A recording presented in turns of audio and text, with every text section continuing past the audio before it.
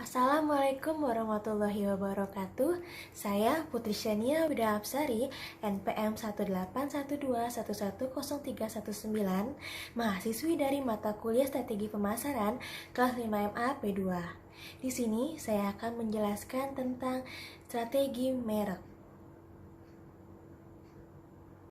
Pertama-tama, apa sih yang dimaksud dengan merek itu? Ayo, siapa yang tahu? Pada umumnya, merek adalah nama atau identitas seperti logo, lambang, atau desain yang ditunjukkan suatu barang atau jasa dari penjual tersebut untuk membuat identitas atau membedakan dari produk-produk yang lainnya yang dijual oleh pesaing. Bagian dari merek yaitu nama merek atau brand name merupakan bagian dari merek yang dapat diucapkan, ditulis, atau dibaca oleh siapapun. Sebagai contoh, Asus, Honda, Lux, Innova, BMW, dan Mercy, dan lain sebagainya. Dua ada tanda merek atau brand mark adalah bagian dari merek yang dapat dikenali, biasanya visual, namun tidak dapat diucapkan.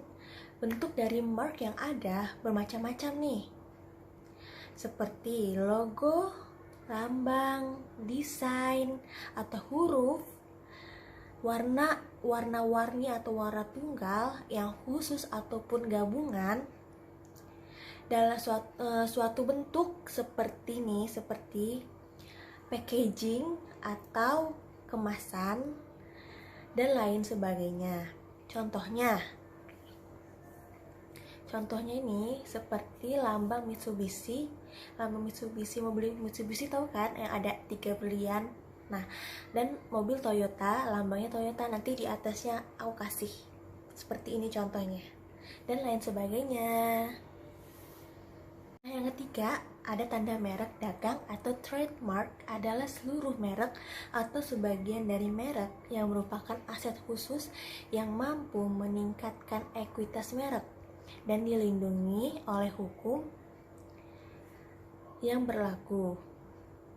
Nah, artinya hanya mereka yang memang memiliki hal penggunaannya merek dagang, kayak gini loh, kayak cuma mereka yang memang memiliki hak menggunakan merek dagang saja yang berhak menggunakan merek dagang ini gitu loh. Nah, terus yang keempat itu ada hak cipta atau copyright. Kan kalian pernah mendengar kan, ini hak cipta atau copyright itu adalah hak istimewa dari suatu produk yang mendapatkan perlindungan hukum seperti perlindungan dari undang-undang. Contohnya ini kayak karya tulis, karya musik, logo, dan lain sebagainya, sehingga kita tidak dapat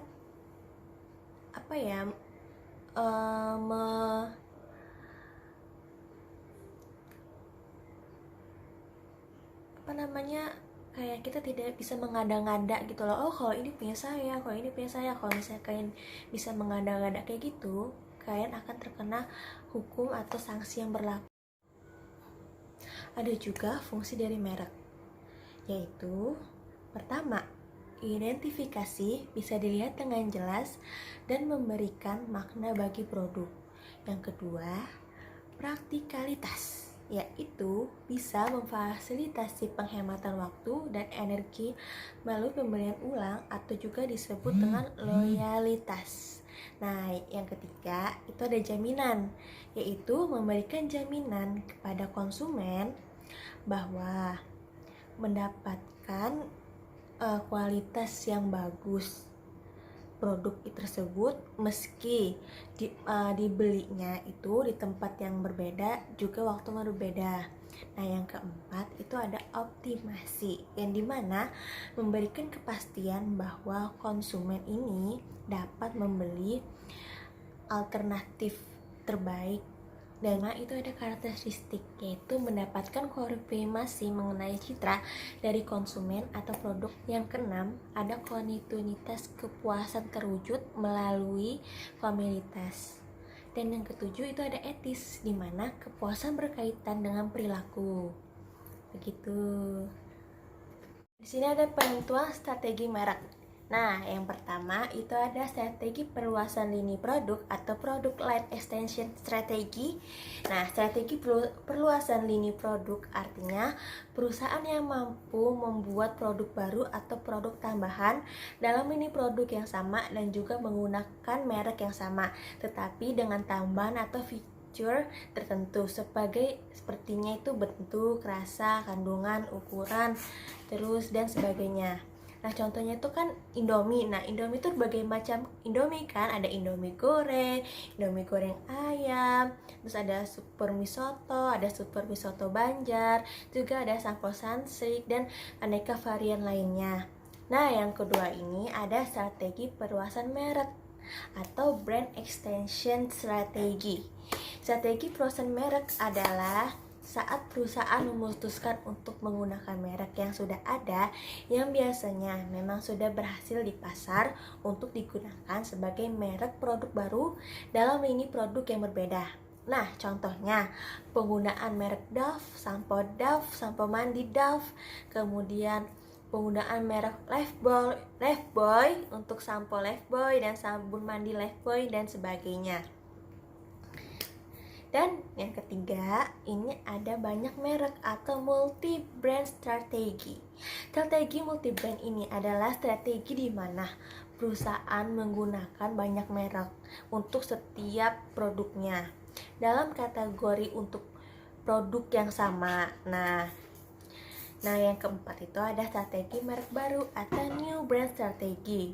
Penggunaan merek baru untuk meluncurkan produk baru biasanya dipilih oleh perusahaan dengan alasan tertentu. Di antaranya itu adalah dikhawatirkan tuh jika produk baru gagal. Nah, maka bisa mempengaruhi merek dan juga produk yang sudah ada. Perusahaan tidak mau mengambil resiko dengan merek dan produk yang baru tersebut. Begitu. Nah, nomor 5 itu ada strategi merek bersama atau co-branding strategi. Merek bersama atau co-branding adalah penggunaan dua merek untuk satu produk dan biasanya disebut juga kerjasama branding. Nah, dan strategi ini ditempuh perusahaan untuk mendapatkan kekuatan dari masing-masing merek tersebut. Begitu. Ada tahap-tahap perkembangan merek. Nah, yang pertama itu produk yang tidak memiliki merek atau unbranded goods. Pada tahap ini, produk dikelola sebagai komoditi sehingga merek tidak diperlukan. Nah, kondisi ini sangat mendukung apabila permintaan atau lebih banyak dibandingkan dengan pasokan atau supply. Nah, yang biasanya sering terjadi dalam situasi perekonomian yang bersifat monopolistik. Contohnya itu seperti beras murah, BBM, obat generik, dan lain-lain. Nah, yang kedua itu ada merek yang dipakai sebagai referensi. Nah, pada tahap ini sudah banyaknya persaingan sehingga merangsang produsen untuk membuat diferensiasi. Diferensiasi itu adalah perbedaan. Nah, jadi produk yang dihasilkan itu memiliki perbedaan dari produk lainnya.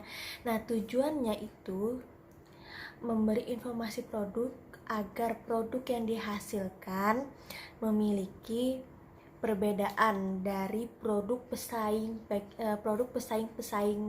perusahaan lainnya gitu loh. Nah, contohnya tuh sepatu olahraga, sepatu kantor, buku tulis, buku gambar. Nah, juga ada tas untuk jalan-jalan, tas untuk ke sekolah, tas untuk ke kuliah gitu kan. Nah, Ada juga merek sebagai personality. Nah, pada tahap ini, perbedaan atau diferensiasi antar merek berdasarkan atribut fungsi menjadi semakin sulit dilakukan. Nah, karena ya, hampir sebagian perusahaan melakukan kegiatan yang sama gitu loh. Nah, untuk membedakan produk yang dihasilkan dari produk pesaing itu perusahaan melakukan tambahan nilai-nilai untuk dalam produk tersebut atau nilai-nilai personality pada masing-masing merek. Nah, contohnya itu sabun mandi kesehatan. Bukan sabun mandi kesehatan juga, maksudnya sabun mandi itu ada beberapa macam gitu loh. Ada sabun mandi untuk kesehatan, untuk bayi gitu kan, untuk yang lainnya gitu kan. Nah, terus di sini juga ada merek sebagai simbol atau icon. Nah, pada tahap ini merek menjadi milik pelanggan, di mana pelanggan tuh memiliki pengetahuan yang lebih banyak, yang lebih mendalam mengenai merek yang ia gunakan. Pada umumnya, merek yang masuk pada tahap ini sudah bersifat internasional dan pelanggan yang menggunakan merek ini dapat mengekspresikan dirinya atau dapat menunjukkan jati dirinya. Nah, contohnya itu rokok. Contohnya itu rokok. Nah, rokok kan bermacam-macam gitu loh.